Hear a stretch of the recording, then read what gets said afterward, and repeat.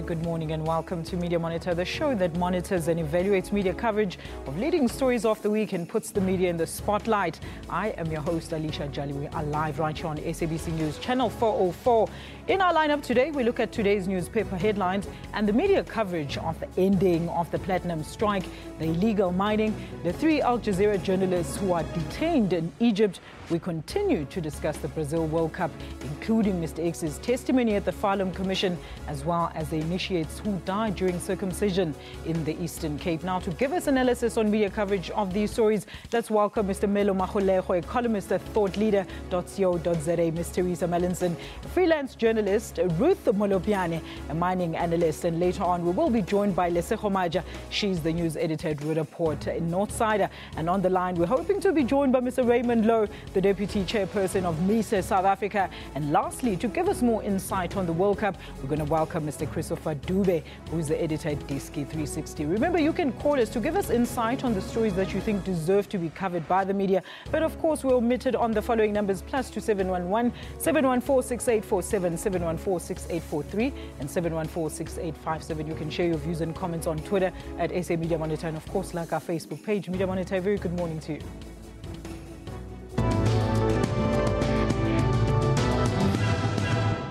All right, now, before we go on with the show, as tradition, panelists, a very good morning to you. Let's take a look at our leading newspaper headlines this morning. And of course, the City Press is leading with Grasa breaks her silence. And of course, that is the mourning period over for her. And of course, the ANC disowns the draft plan, as well as a very juicy DAMP by Sunday Times, a liar and a fraud. Panelists, a very good morning to you. Just your views on these headlines, please. Let's start with you, Melo. Good morning, Alicia. I think for me, one interesting story there obviously is the land reform one. And I think one thing that I find very interesting there is that obviously we've had the EFF trumpeting this land without expropriation going on. Land expropriation without compensation, so to speak, going on as part of the election campaign. And I find it very interesting now that the ANC has sort of jumped onto that bandwagon and now they want to be pushing that program. And for me, I think obviously this is to some extent this characteristic of the ANC, because if you look at even maybe if you take it back to the 1950s when the PAC started becoming very radical and doing defiance campaign and whatever, they were a bit ahead of the ANC, and the ANC Youth League of Mandela and Tambo got onto that bandwagon and they started taking over the PAC. So it's very interesting, I think. Very interesting views indeed, Melo. Ruth, what do you think? Well, it would be interesting also to see how they intend to implement it and how they intend to go about. The Land Affairs Minister has been, I think, in terms of clarity, the ANC's document of the land reform has been rather vague and very convoluted. And so we would need to see if they are going to take this on, how would they go about very clear and incisive way of approaching this so that it doesn't become one of the many policies that they are not doing clear on it and they are not very thorough on it. It remains a touchy issue in the country, as we know, and so we just looking to see how they move forward with it. Teresa? I think what's important in the article is that the minister is going against his own party's policies, and that's the headlines today. That is going against the judgment of the ANC. Yeah, and I mean what he's saying is unconstitutional. So, you know, the Constitution allows for expropriation with compensation. So I agree with Melo that this really is maybe a reaction to what the EFF and Julius Malema have been saying more than actually a coherent policy.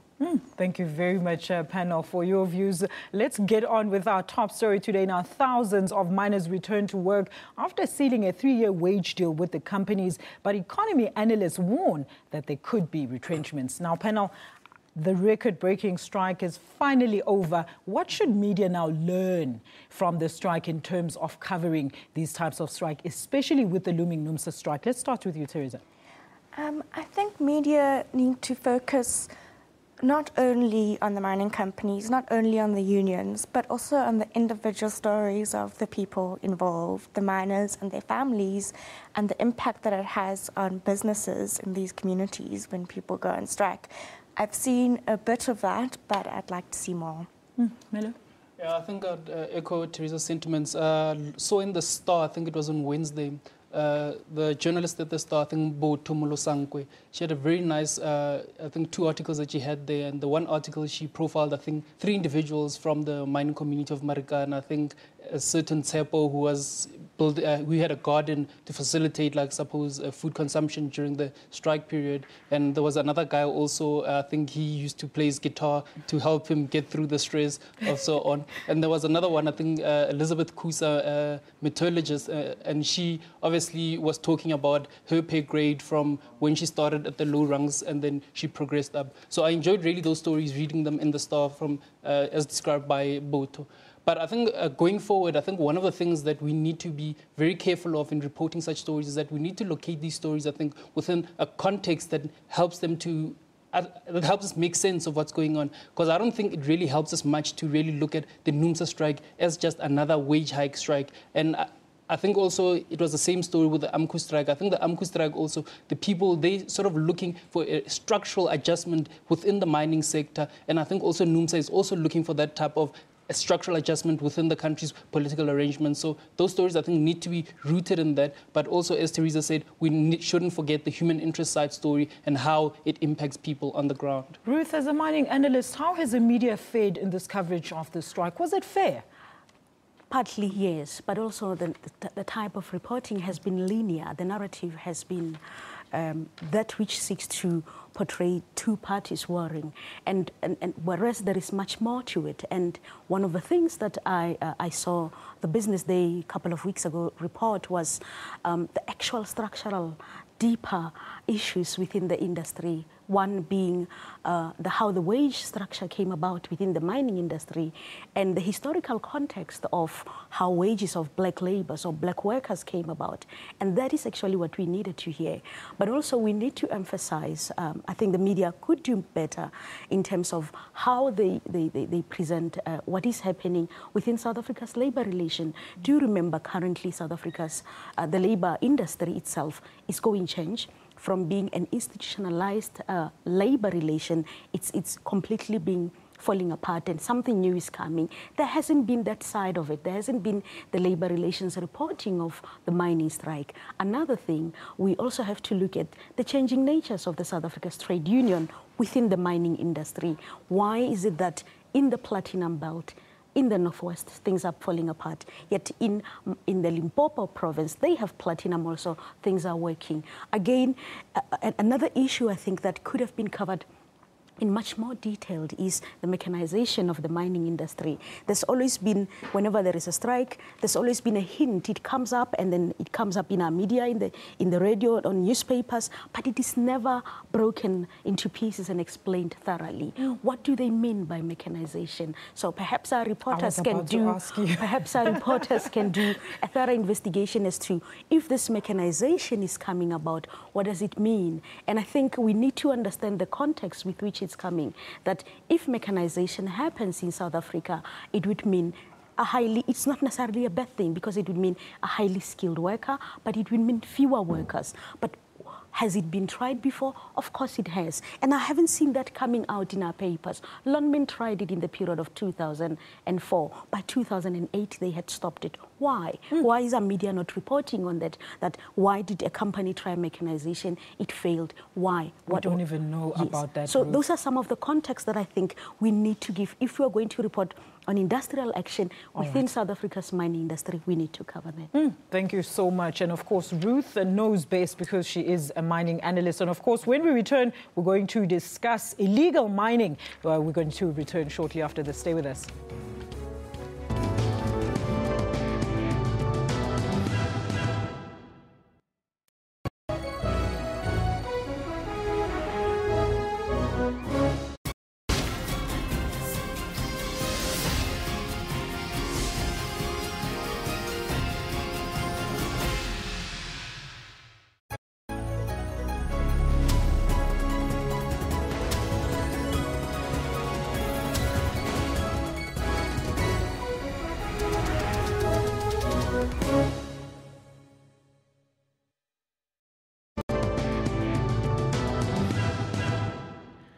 Welcome back. You're still watching Media Monitor. And of course, our next story, illegal mining came under media spotlight once again this week after 8 Zamazamas were shot and killed execution style at the Modder East mine in Benoni, east of Johannesburg. Now, panel, once again, we last heard anything on illegal mining when those miners were actually trapped underground. And it was just by sheer coincidence that they were actually still found alive. But now, what do you think about this coverage in between? Teresa, let's start with you very quickly. Like you said, we have the spotlight on it again, but I'd like to see maybe a more ongoing investigation so we don't only focus on it when there's miners trapped underground or people being shot. Yeah. Ruth, what do you think? Yes, but also absolutely, Teresa is right. We also need to look at why is it persistent within the context of our mining industry and who is at the far end of receiving what the people, the illegal miners are doing, and why.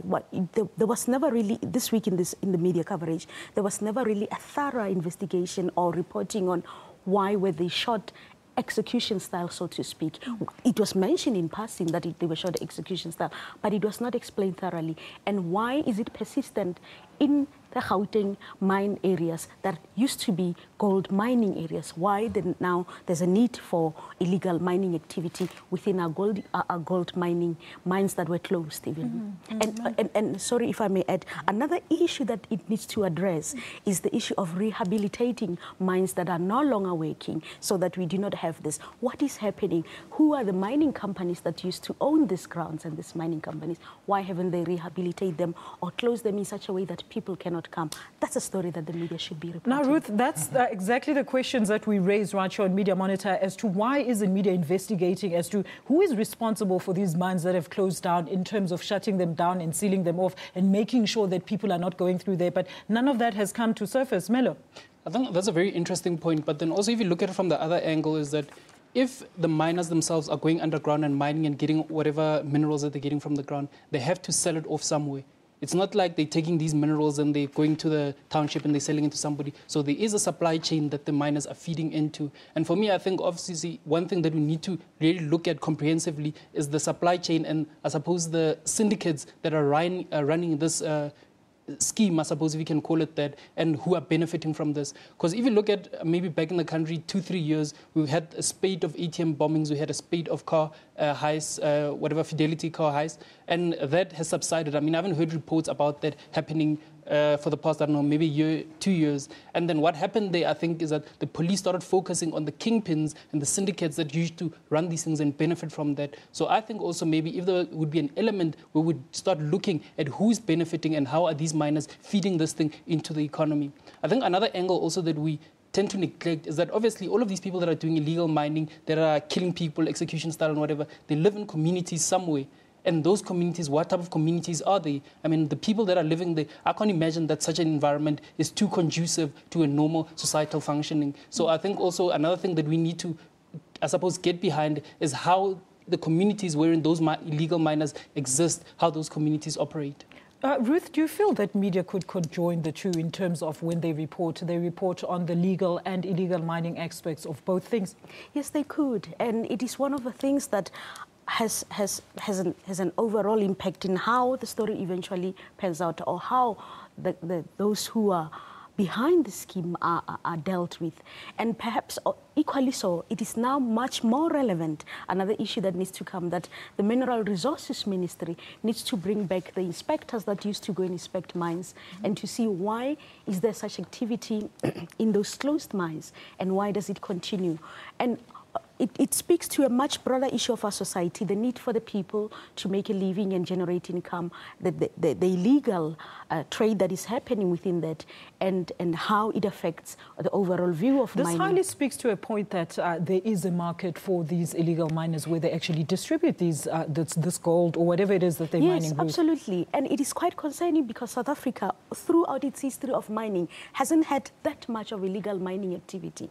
It has only started just recently. And that is something that that must be put on the doorsteps of the mineral resources to say, Ministry, what are you doing about it? What is happening? It's going to have an impact on how we are viewed in terms of the resources that we have, but also in terms of illegal activities. We have seen illegal mining flourish in South American countries, and that has an impact of destabilizing the industry. It might be singular events, it might be small events at the moment that is happening, but it has an impact of spilling over to other sectors of our mining activities. Thank you so much, Ruth, for joining us. And of course, we now say goodbye to you. Thank you so much, Ruth, for joining us this morning. And of course, when we return, we're going to look at the coverage of the convicted Al Jazeera journalists in Egypt and the FIFA Brazil World Cup. You can be part of our discussion by expressing your views as to which stories you think should have been covered by the media by calling us on +2711 714 6843, 714 6847 and 714 6857. Share your views and comments on Twitter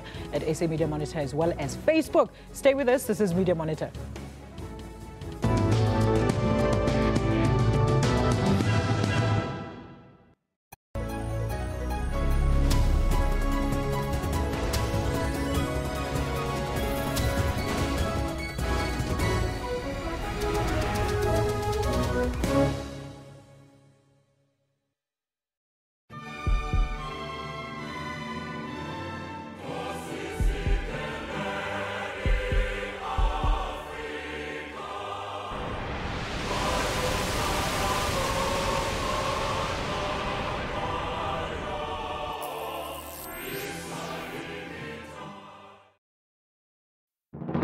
Zoom into Africa. This is Seychelles. The president is Mr. James Michel James. Seychelles got independent from United Kingdom on 29 June in 1976. The population is over 80,000 people. One of the major languages spoken is English. Monetary unit is the Seychelles rupee.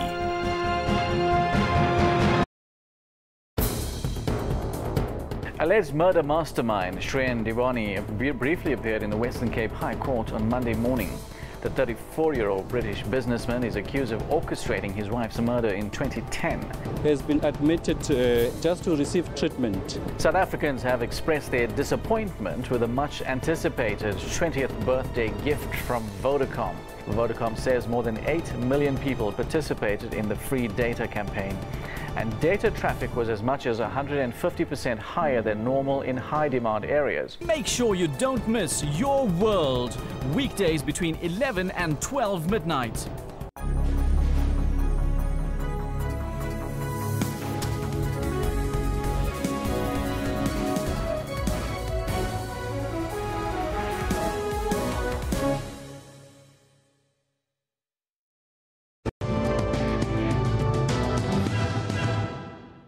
Welcome back. You're still watching Media Monitor, and you can be part of our discussion today by calling us on the numbers that will appear at the bottom of your screens. There they are. Contact us on Facebook as well as Twitter. We are now joined by Ms. Lesego Maja. Lesego, very good morning to you, and thank you for joining us. Now, the South African National Editors Forum has condemned the arrest of the 3 Al Jazeera journalists who were imprisoned in Egypt on Monday.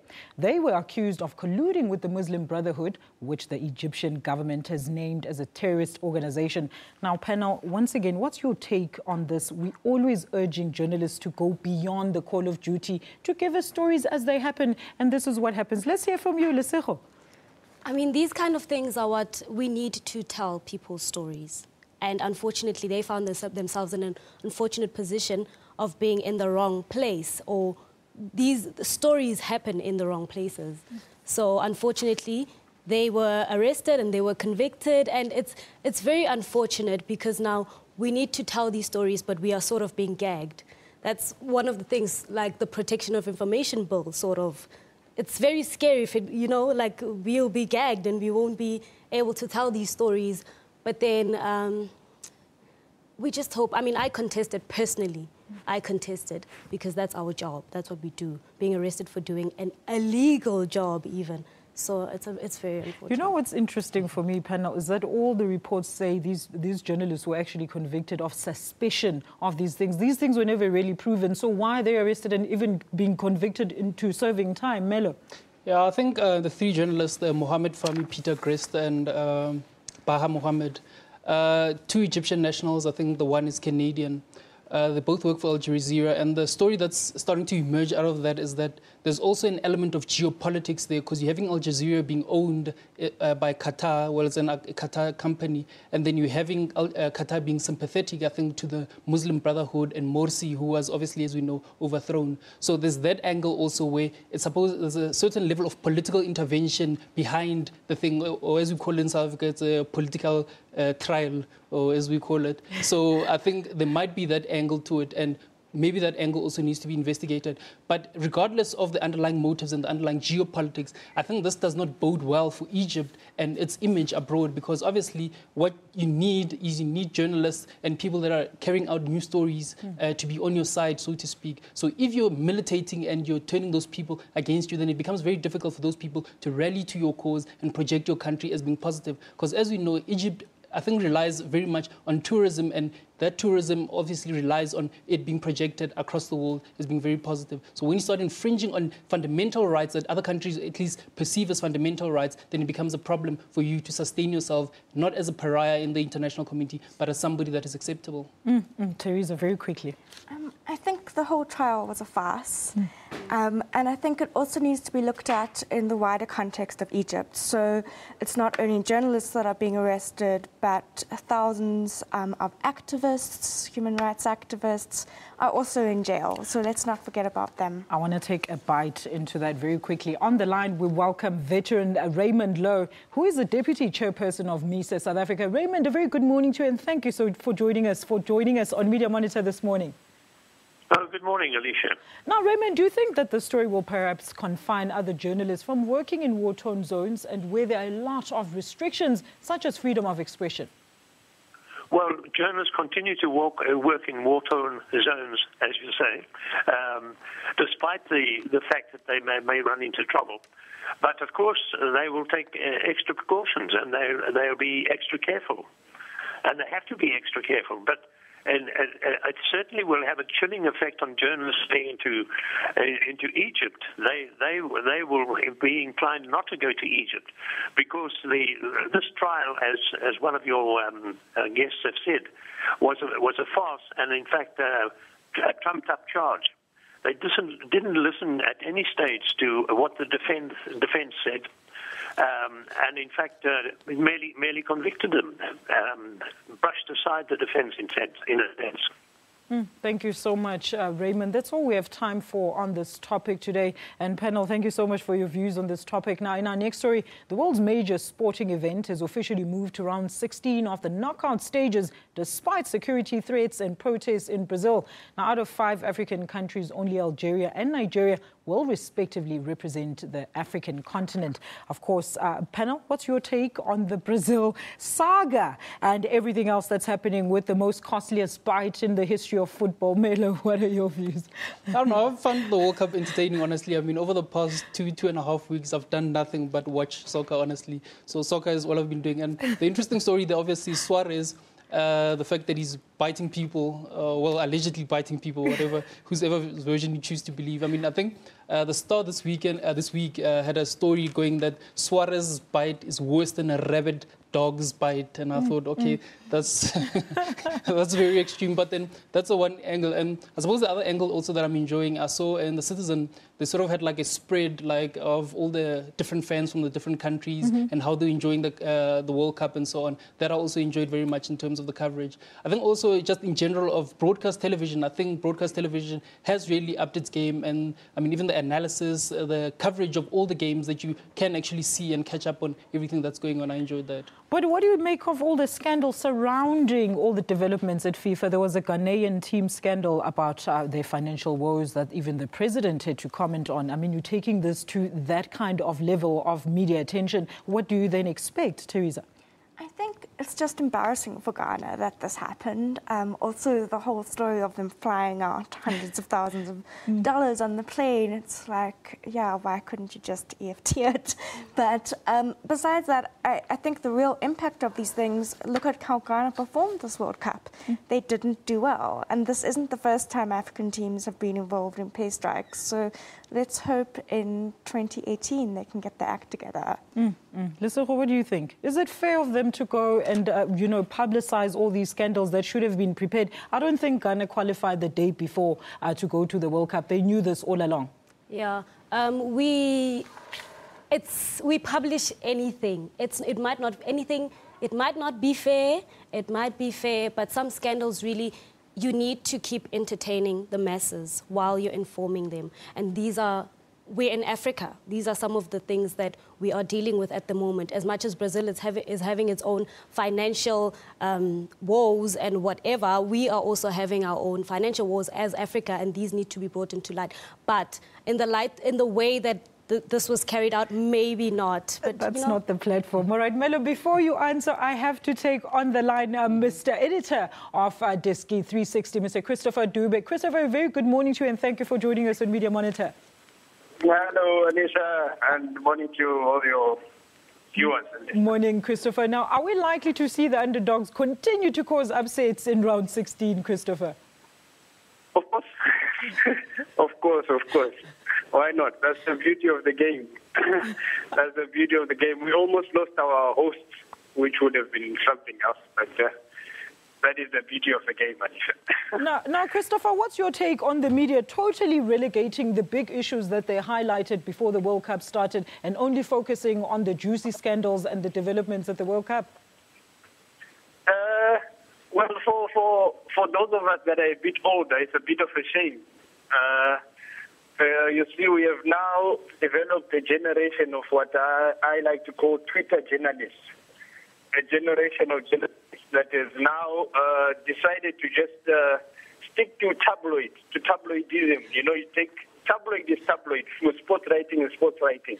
We have now taken sports writing to tabloid issues. I mean, we know more about, if you didn't follow football, right now you actually know more about a man called Suarez biting somebody than you actually know about the number of goals that have been scored.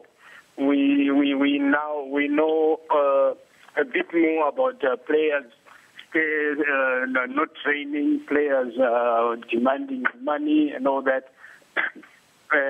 But we haven't gone into the issues of the actual World Cup and what is really happening there in terms of football, which is a bit of a shame for the older generations. But then for the masses that are actually feeding off the social network, as it were, it's wonderful. I suppose it's great for them. It's all about that. Somebody beat somebody while they were playing football. They love that. All right, Christopher, very quickly now, Algeria and Nigeria through. What can you say about the coverage of these countries, especially in Algeria?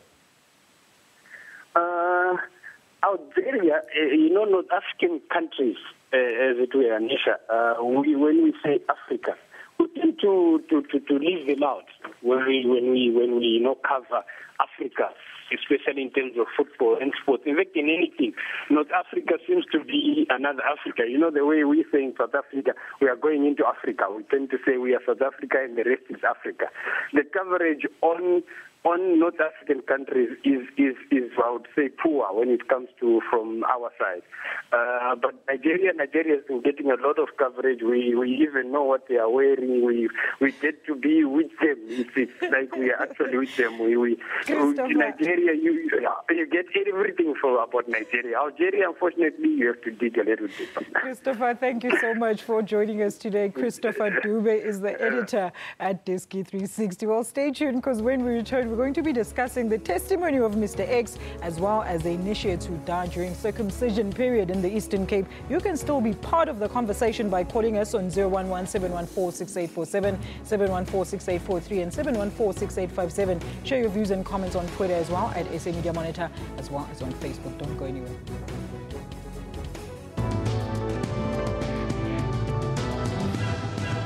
SABC, sharing 20 years of inspiration.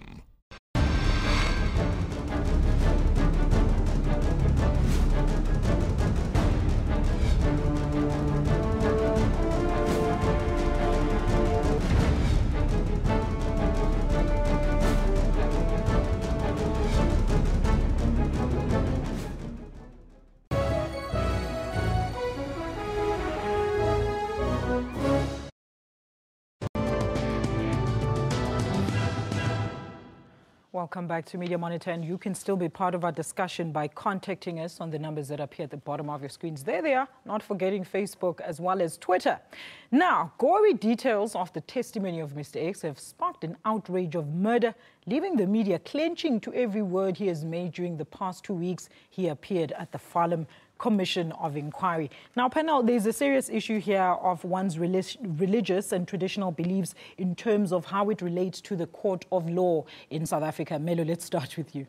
Actually, that's a very interesting point. For me, like the one thing that I picked up from the media coverage is that when we tend to report, I think, sort of African traditional religions and belief systems, we tend to be very disparaging of the way we report them, and in the sense that we tend to reduce it to, I suppose, witchcraft, if you can call it that.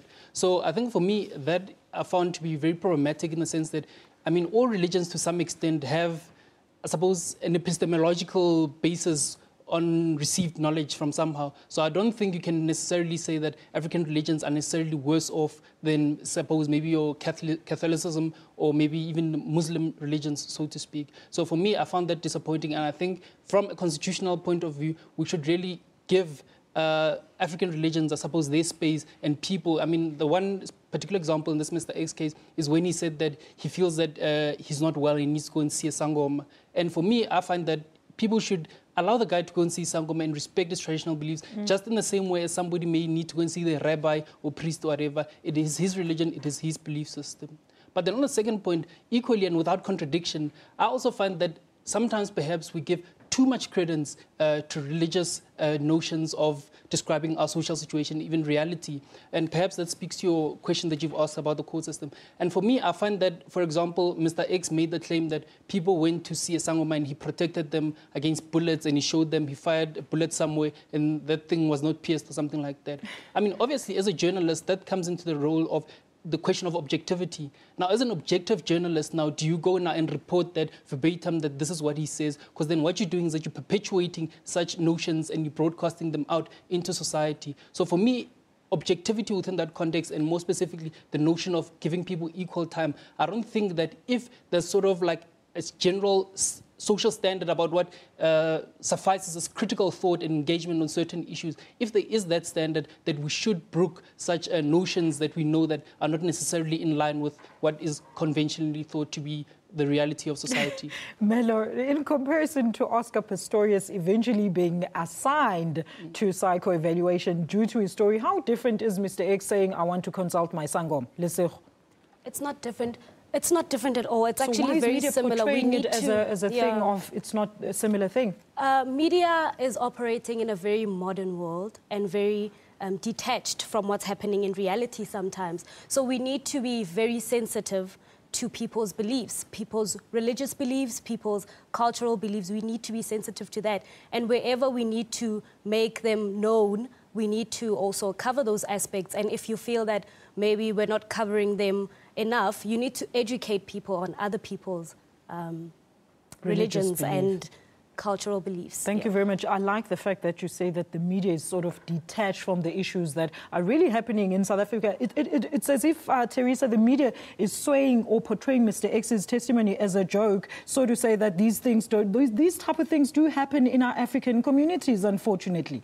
Well, I think, you know, this is part of the Americana story, and it needs to be portrayed, but I agree with what Melo says, you know, portray it, don't laugh at it, but then you can still do some critical analysis of it instead of treating it as a joke. But how do you then construct that constructive criticism and not lose the essence and not be seen to be, you know, condoning the other one's beliefs as a journalist? Yeah, but I mean, the one thing is that it comes down to the issue of equal time. I mean, you can state that this is what this guy said, but you don't need to devote an entire segment or article to his beliefs. I mean, you can state that, and then from there you can perhaps, I suppose, as a critical analysis, say, obviously, this, as expected according to scientific principles or whatever, is not the reality for the majority of the people. I don't think you need to uncritically reproduce whatever it is that Mr. X is doing, but you can still do it in a sensitive manner that does not belittle him or impinge on his dignity, I think. How else can media then approach Mr. X's testimony with the needed dignity that they should be administering to the story? The most important thing is objectivity. you need to remain objective at all times. And whichever avenue you explore, you need to also be educated in it. If you're going to be covering a field where there are these kind of cultural affiliations, you need to educate yourself around that topic. When you're sitting and writing the story, for example, when you're sitting and compiling a report or anything, you need to educate yourself about what's happening.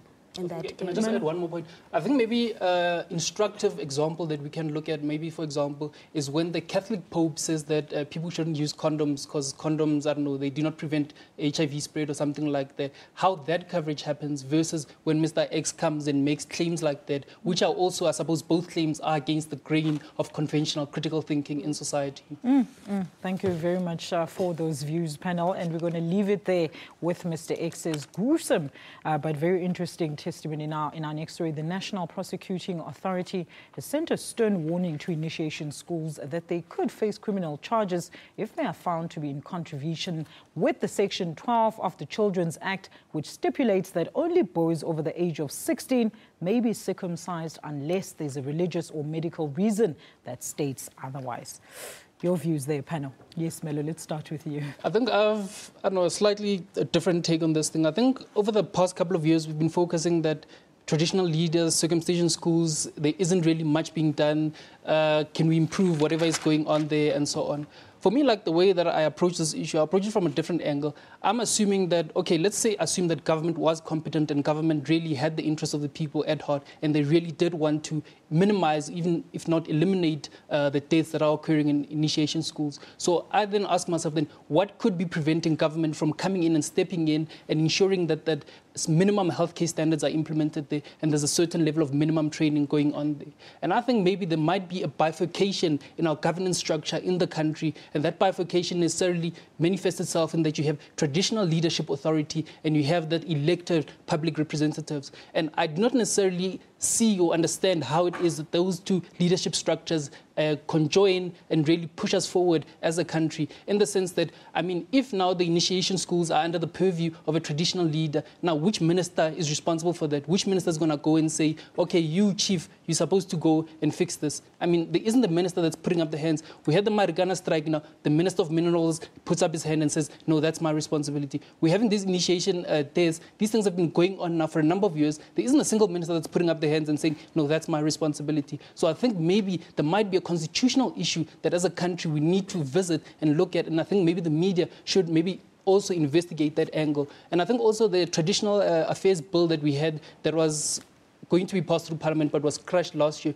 maybe sought to address some of these constitutional problems, and maybe it's not coming through. Now gives us an opportunity maybe to revisit and look at how it is that the governance structures are supposed to be aligned. All right, let's take Trevor from Cape Town. Trevor, a very good morning to you, and thank you for joining us. Your comments, please. Yes, but just listening out to your comments here on the media. Yes. Regarding all the culture and what the media should not and should not publish. But I think most of the cultures that has been published is mostly in the African tradition, but not in the overall tradition of all the cultures in South Africa. And I think that culture is been sidelined, and I think the SABC should go into that cultures more and also open that cultures to the public.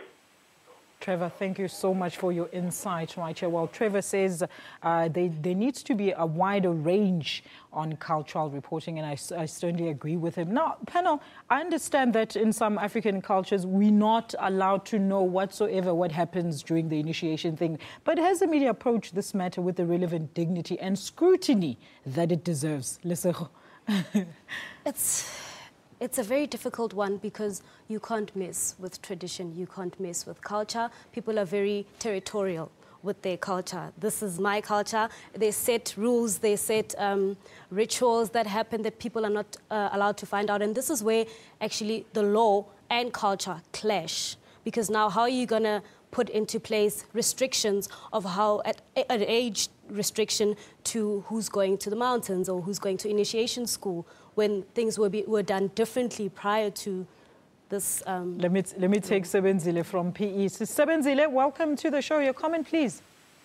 Yes, I'm looking at the journalists that are on SABC too. Yes, please go ahead. I'm always having a question, the biasness of the journalists.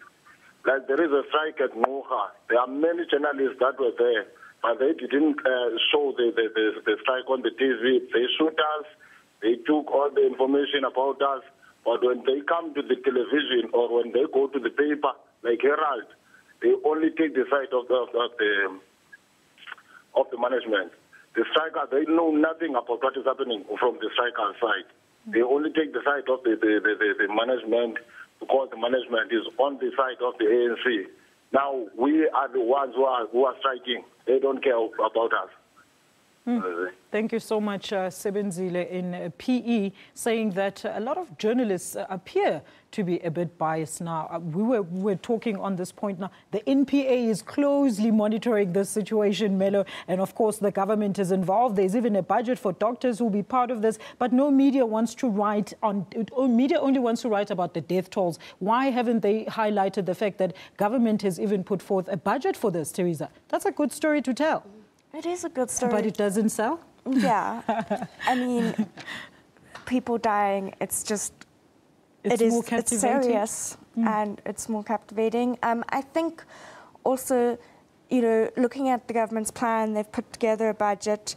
Maybe there'll be more stories when that has actually been implemented and shown results. Melo, what do you think? Are we going to get positive media in this country? Are we ever going to get a media that says, you know what, let's take the good stories out of every story, let's look at the goodness of the story? Or should we just start a national good stories paper only? What do you think, Melo? I think, obviously, I mean, a lot of the newspapers in the country have, I think, a lot of institutional memory and institutional culture embedded within the country, and that institutional culture is not necessarily, I think, inclusive of the diversity that we have in the country. But in terms of us being able to report good stories, I think, obviously, if you're reporting about initiation and what's going on, only a certain proportion of the population might be interested in that. But now, if there's deaths now, that's something that's alarming and that perks up everybody's interest, I suppose. But we hear about deaths every day. We're hearing about deaths every day. What's different to hearing good stories every day? Why can't we have those good stories alongside the bad stories so that they reach a certain level in media? That's all we ask as a people from the media. Yeah, but then I suppose maybe that's something that the editors can ask, but they can answer. But for me, I think also we shouldn't underestimate the fact that we humans also, we tend to become bored with a lot of the same things, and we always want more gory, more higher. It's our fault as the readers. No, but I mean, obviously, no, it's not necessarily just all our fault, Alicia. I mean, if you look at it from this perspective, if what the editors were feeding us is not what to some extent we wanted to read, then they would change at some point. There would be some sort of correction and recalibration. Melo Sebenzile just said that he's a minor, and the journalists were clearly, they took their names, they took their details, but they just tried to report about them. They just relegated them to the, well, they didn't even feature in that story. They only focused on the big bosses. We hear about the big bosses every day. We're asking for a different perspective. Yeah, but then reporting on the human interest side story is not the same as reporting a good story. So I think there's a distinction. But there can be a balance between those two. There can be a balance between who you report in terms of the structure, whether you report the big bosses or you report the people on the ground. But then that does not necessarily mean that you're reporting a good story about people on the ground and a good story about people at the top. I think it's two different issues there. Well, after the break, we'll get to read your tweets and we'll hear from our panel as to which stories they think will be making headlines this coming week. Share your views and comments still on Twitter at SA Media Monitor as well as on Facebook. We'll return shortly after this. Stay with us.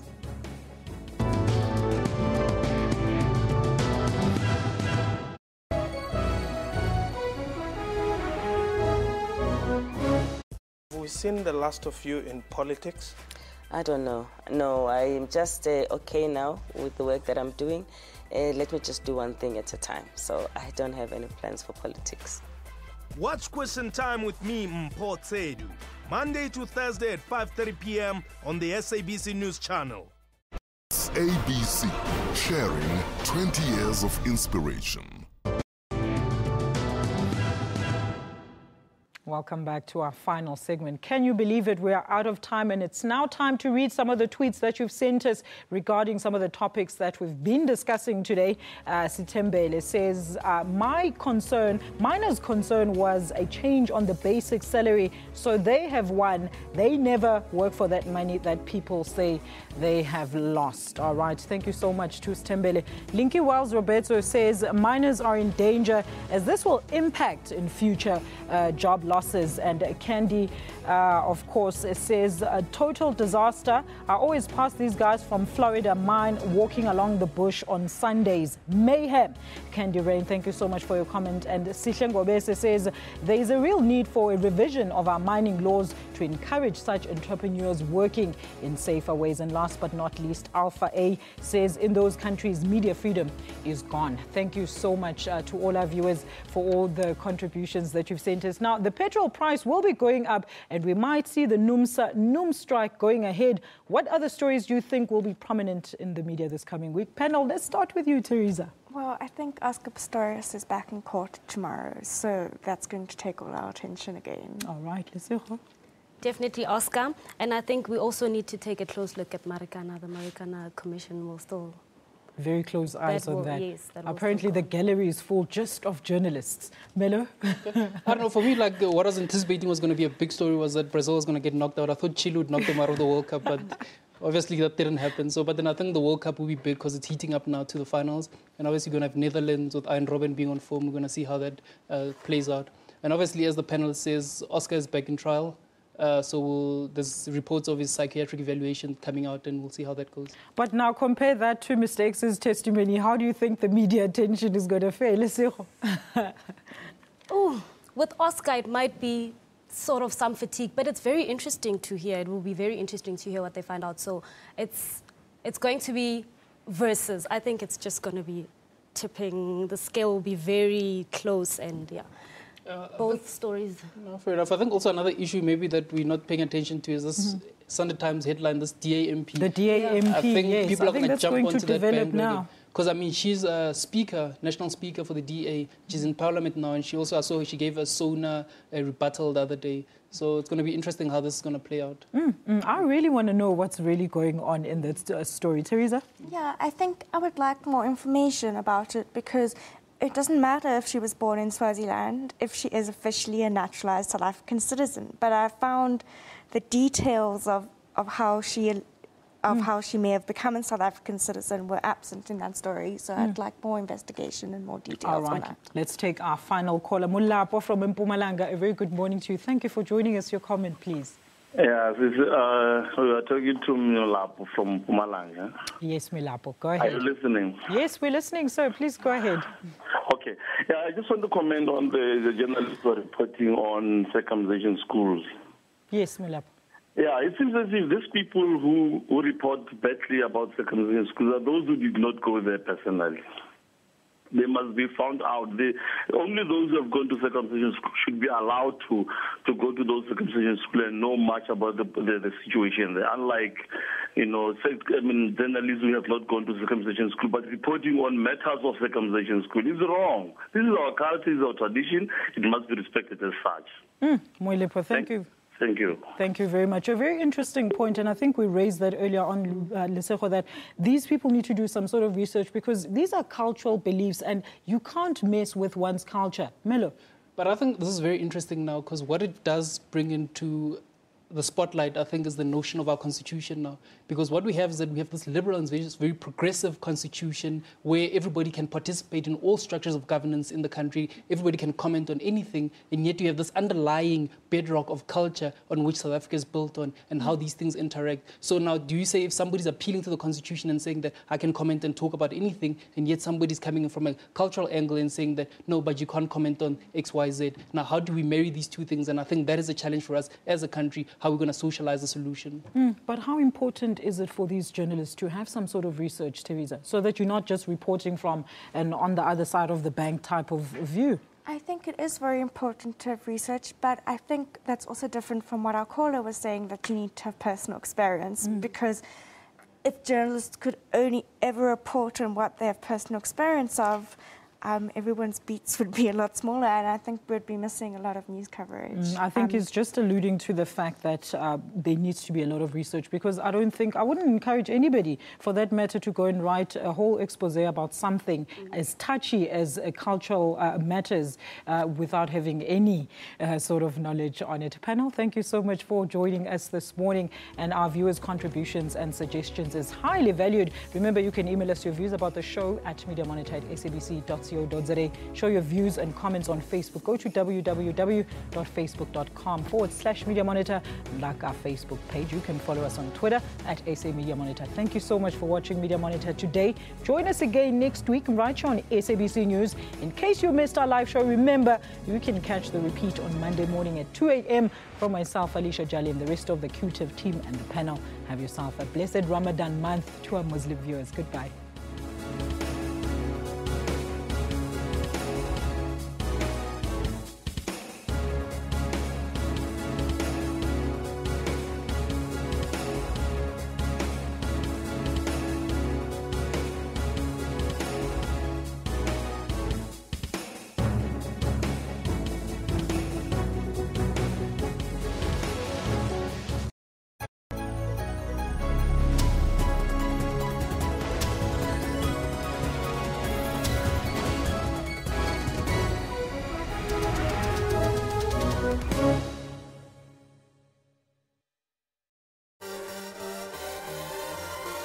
Jessica the hippo was found after she was washed down the river shortly after birth. Today, she is a large hippo and still returns for feeding and human interaction. She also loves body exfoliating.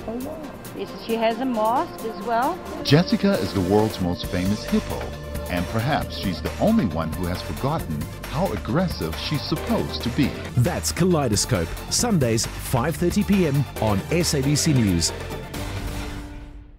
A warm welcome to you at home. This is Afro Showbiz News, the show that brings you all things art and entertainment from around the African continent. Tunisian rapper Ben Ahmed, better known as Clay BBJ, has been released after spending 2 weeks in prison. The arrest came after he was accused of insulting security and violating public morals.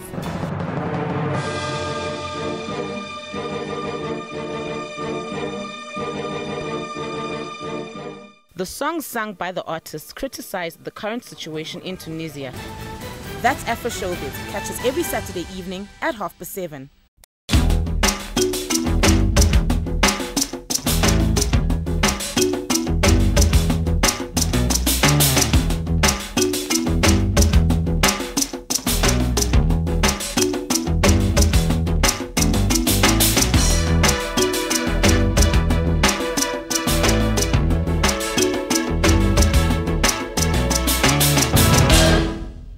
Habak Shikwani is a man who I would say perhaps is born an entrepreneur. A man who always wants to see himself going forward.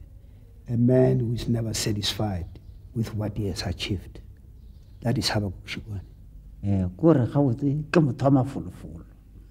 Wa sanya ke ngala robala. Go le sentse le ga le shoma le shome le go le fele le tishe.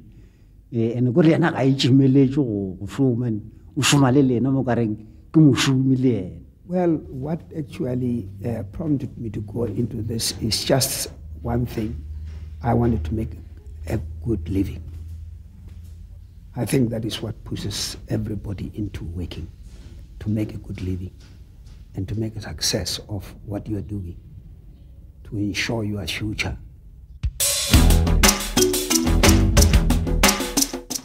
Well, I feel that you cannot enjoy the success of your business if your workers are not happy.